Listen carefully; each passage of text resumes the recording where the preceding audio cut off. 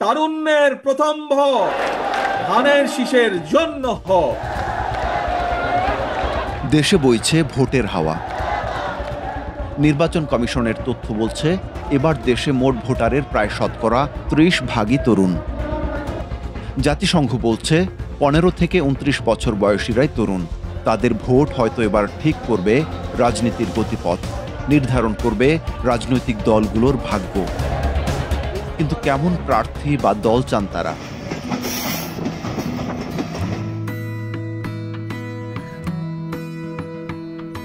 প্রয়োজনীয় যে জিনিসপত্র আমরা করি এগুলার দাম যেন খুব সহনশীল পর্যায়ে নিয়ে আসে, এরকম একটা প্রার্থী চাই। একটু দাম দর কমাইবো, দেশের গরিব মানুষের দিকে তাকাইবো। ট্যাক্স দিতেছি, সেই টাকাটা আমাদের পিছনে যদি খরচ না করে সেই ক্ষেত্রে আমি নর্মালি ভোট দিব। কেউ একজন ওন্না পড়ছে না বিদায় সেইখানে একটা মব ক্রিয়েট করা হচ্ছে এবং সেখানে এক ধরনের অ্যাটাকিং মবের মাধ্যমে এই ডিলিংসটা হচ্ছে কিংবা মাজার ভাঙার মতো ঘটনাগুলো হচ্ছে। এই ঘটনাগুলো কারা করছে, কেন করছে, তাদের মোটিভ কি? নতুন বাংলাদেশ পেয়েছি, বৈষম্যের বিরুদ্ধে আন্দোলন, তারপরে সেটা ফ্যাসিবাদ বিরোধী আন্দোলন হয়েছে। তো নতুন করে ফ্যাসিজমের জন্ম দেয় এমন বৈশিষ্ট্য কারোর মধ্যে থাকলে তাকে ভোট দিব না।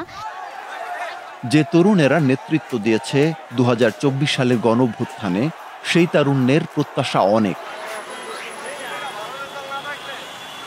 অনেকদিন পর উৎসবমুখর পরিবেশে ২০২৬ সালের ফেব্রুয়ারিতে ত্রয়োদশ সংসদ নির্বাচন অনুষ্ঠিত হতে যাচ্ছে। জীবনে প্রথম ভোট দেবেন অসংখ্য তরুণ, কিন্তু তাদের ভোটে টানতে কি উদ্যোগ নিয়েছে দেশের অন্যতম বড় রাজনৈতিক দল বিএনপি?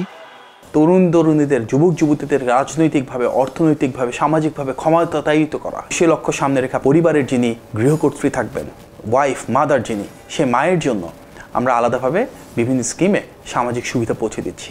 একইভাবে বাংলাদেশের প্রতিটি কৃষকের জন্য আমরা ফার্মার্স কার্ড তৈরি করে দিচ্ছি। ইউরোপ, আমেরিকা, অস্ট্রেলিয়া সহ বিভিন্ন উন্নত দেশে যেন আমাদের এখান থেকে ফর্মালি আমাদের যারা হিউম্যান রিসোর্স রয়েছেন, জনশক্তি হিসাবে ওনারা স্কিল্ড এবং সেমি স্কিল্ড অবস্থায় বিদেশে গিয়ে বাংলাদেশে ফর্মাল চ্যানেলে রেমিটেন্স পাঠাতে পারেন। প্রত্যেকটা ইউনিভার্সিটিকে কেন্দ্র করে সেখানে যে আনইউজড গভর্নমেন্ট ফ্যাসিলিটি রয়েছে, hi tech park, software park, basic, সেখানে র ম্যাটেরিয়াল সাপোর্ট দিতে পারি, সাপ্লাই চেইন সাপোর্ট দিতে পারি, হিউম্যান রিসোর্স ডেভেলপমেন্টের কাজ করতে পারি, তাহলে অবশ্যই সেখান থেকে অনেক এন্টারপ্রেনার তৈরি হবে এবং এই উদ্যোক্তাদের হাত ধরে ব্যাপকভাবে কর্মসংস্থান শুরু হবে।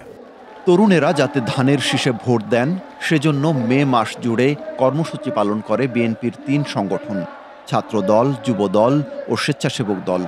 4টি বড় বিভাগ ও শহরে আয়োজন করে সেমিনার, সমাবেশ। তাদের নিয়ে নানা স্বপ্নের কথা বলেন দলের কাণ্ডারি তারেক রহমান। তারুণ্যের প্রথম ভোট ধানের শীষের জন্য হোক। আগামী সংসদ নির্বাচনের মাস 3 বাকি। এমন অবস্থায় সংসদীয় আসনগুলোতে বিএনপি মনোনয়ন দিয়েছে 3 নভেম্বর। মনোনয়ন ঘোষণার আগে তরুণদের ভোটে টানতে প্রচারণায় কতটাই গিয়েছে দলটি, তা 2টি আসন ঘুরে সরেজমিনে দেখার চেষ্টা করেছি অক্টোবরের শেষ সপ্তাহে। গাজীপুর সদর, টঙ্গী এই এলাকাগুলো নিয়ে গঠিত গাজীপুর 2 আসন। গ্রামের বাজারগুলো মূলত প্রচারণার একটি বড় জায়গা।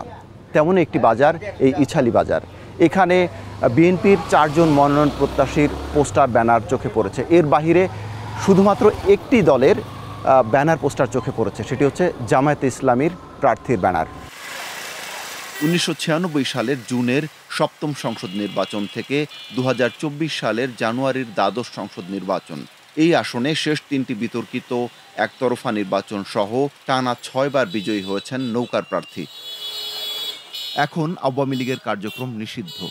এমন অবস্থায় সংসদীয় এলাকা জুড়ে ধানের শীষে ভোট চেয়ে বিএনপির কয়েকজন নেতার পোস্টার দেখা গেছে।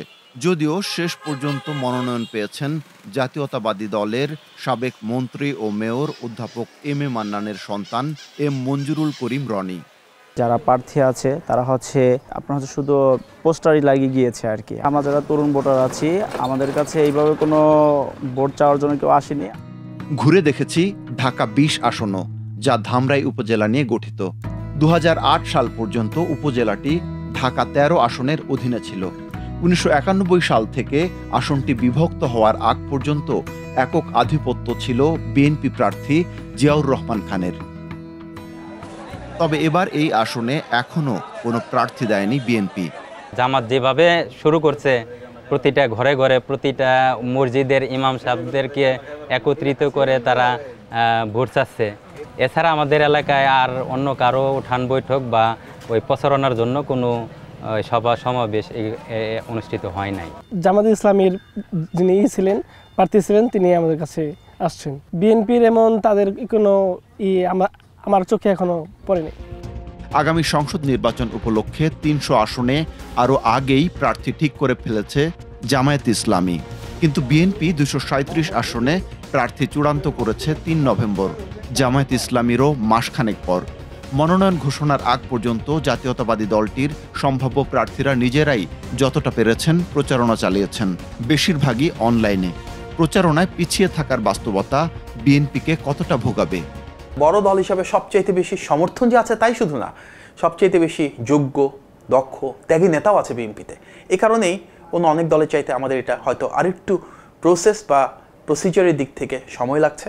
জামাতের তুলনায় বিএনপির সাংগঠনিক বিস্তারটা বেশি, ইউনিয়ন লেভেল পর্যন্ত তাদের কমিটি আছে। অন্যান্য দল যদি সব জায়গায় প্রার্থী দিতে না পারে তাহলে বাতাসটা বিএনপির ফেভারে বইতে থাকবে। অনেকে বিএনপির নেতৃত্ব বলে না জামাতকে মহিলারা কেন ভোট দিবে, ওই রিলাক্টেন্সের জায়গাতেই জামাত যে গ্রাউন্ড গেমে এগিয়ে যাচ্ছে সেইটার যে প্রতিফলন নির্বাচনে হবে না, তারা কিভাবে ভাবছেন আই ডো নট নো। যদিও গবেষণা বলছে ভিন্ন কথা। মে মাসে চালানো সানেম ও অ্যাকশন এইডের যৌথ গবেষণা বলছে এবার নির্বাচনে তরুণ ভোটারদের প্রায় 40% ভোট দেবে ধানের শীষে, যা জামায়াতের চেয়েও প্রায় দ্বিগুণ। কিন্তু জরিপের পরই অনুষ্ঠিত দেশের 4টি গুরুত্বপূর্ণ পাবলিক বিশ্ববিদ্যালয়ের কেন্দ্রীয় ছাত্র সংসদ নির্বাচনে দেখা গেছে জামায়াতের ছাত্র সংগঠন ছাত্র শিবিরের জয় জয়কার। বিপরীতে ভরাডুবি হয়েছে বিএনপির ছাত্র সংগঠন ছাত্র দলের। বিশ্ববিদ্যালয়গুলোতে তরুণদের এ মতামত সংসদ নির্বাচনে কতটা প্রভাব ফেলবে সে বিষয়টিও আলোচনায় রয়েছে। বিশ্ববিদ্যালয় ভিত্তিক রাজনীতি এবং জাতীয় রাজনীতি ভিন্ন দুটি বিষয়। ঐতিহাসিকভাবে আমরা দেখেছি যে সবসময় যারা বিশ্ববিদ্যালয়ে জয়ী হয়েছেন জাতীয় রাজনীতি, তেমনকি সেম আসনে ন্যাশনাল ইলেকশনের রেজাল্ট অনেকটা ডিফারেন্ট হয়। এটা বিএনপির জন্য একটা বড় মাথা ব্যথার কারণ হতে পারে। তারপরেও আমি এটা মনে করি না যে সবাই তো আর বিশ্ববিদ্যালয় পর্যায়ে লেখাপড়া করেন না, এর বাইরেও অনেক তরুণ আছে। শিক্ষিত অংশের বিএনপির প্রতি বিরাগ বেশি, কিন্তু বাংলাদেশের অল্প শিক্ষিত মানুষের বিএনপির প্রতি আগ্রহটা বেশি। 2024 সালের জুলাই আগস্ট ছাত্র জনতার অভ্যুত্থানে আওয়ামী লীগ ক্ষমতাচ্যুত হলে বিএনপির নেতাকর্মীদের বিরুদ্ধে ব্যাপকভাবে চাঁদাবাজি, সন্ত্রাস ও দখলদারিত্বের খবর গণমাধ্যমে প্রচারিত হয়েছে। এ সময়ে দলটির বিরুদ্ধে সামাজিক যোগাযোগ মাধ্যমে ব্যাপক হারে নেতিবাচক প্রচারণা চালিয়েছে বেশ কিছু গোষ্ঠী। আর সামাজিক যোগাযোগ মাধ্যম ব্যবহারকারীদের একটি বড় অংশই আসলে তরুণ। আগামীতে বিএনপি কিভাবে শাসন করবে, যে গ্রাসরুট লেভেলে তাদের যে একটা দখলের মানসিকতা আছে, বাংলাদেশের মানুষ একটা পরিবর্তন চায়। আমাদের ব্যুরোক্রেসিকে বিএনপি কিভাবে ডিল করবে, এগুলো নিয়ে সাধারণ মানুষের মনে প্রশ্ন আছে। তো এই প্রশ্নগুলো আমরা এখনো কিন্তু বিএনপির কাছ থেকে স্পষ্ট উত্তর পাইনি। একই সঙ্গে বিশেষজ্ঞরা প্রত্যাশা করছেন আওয়ামী লীগ সমর্থক তরুণদের বড় অংশই ধানের শীষে ভোট দেবেন। এছাড়া তারেক রহমানের ভাবমূর্তি সংসদীয় আসনগুলোতে দলটির তরুণ সহ অন্যান্য প্রার্থীদের স্থানীয়ভাবে পরিচিতি, এসব বিষয়েও অন্য দলগুলো থেকে বিএনপিকে এগিয়ে রাখবে।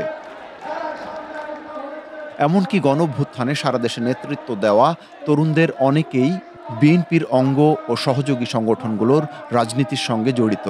বিশ্লেষকদের মতে ভোটের আগে প্রতিনিয়ত পরিস্থিতি নানা দিকে মোড় নেবে, তাই এখনই বলা কঠিন তরুণদের ভোট নিজেদের ঝুলিতে নিতে বিএনপি শেষ পর্যন্ত কতটা সক্ষম হবে। জনাব তারেক রহমানই একমাত্র রাজনৈতিক নেতা যার তরুণদের জন্য সুনির্দিষ্ট সুবিস্তৃত রোডম্যাপ রয়েছে।